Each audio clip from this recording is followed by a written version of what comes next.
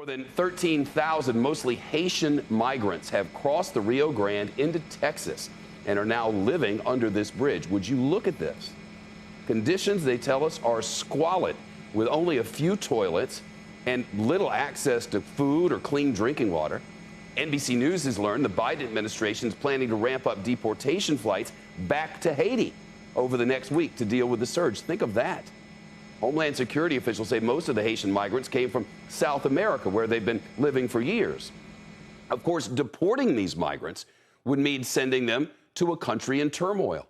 Natural disasters have ravaged Haiti, and it's in the midst of an enormous political crisis after the Haitian president was assassinated. NBC's Morgan Chesky at the bridge in the small border town of Del Rio, Texas. Morgan, I've been watching there all day. They won't let you anywhere near them.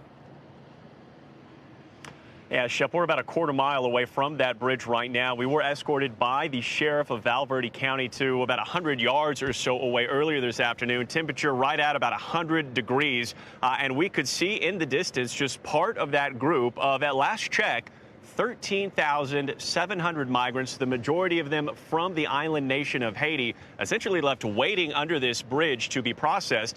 The sheriff making it very clear they are not being detained right now. That is simply the only place they can really find any sort of shelter after coming across in such great numbers. They're clinging to that shade as much as possible.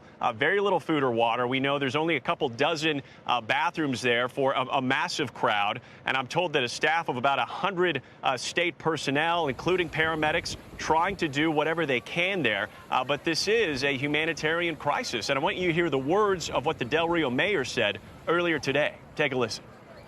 We now have 1/3 of the population of the city of Del Rio, Texas, in a confined space under the City of Del Rio International Bridge. I had thought that the alarm was set on Monday. This is setting the nuclear bomb alarm that this is no longer And authorities tell me they expect thousands more to come here before this number starts to slow down.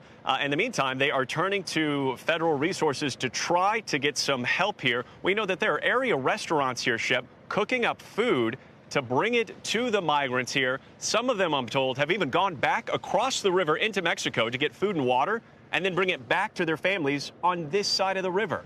And this is an ongoing situation that we're keeping an incredibly close eye on.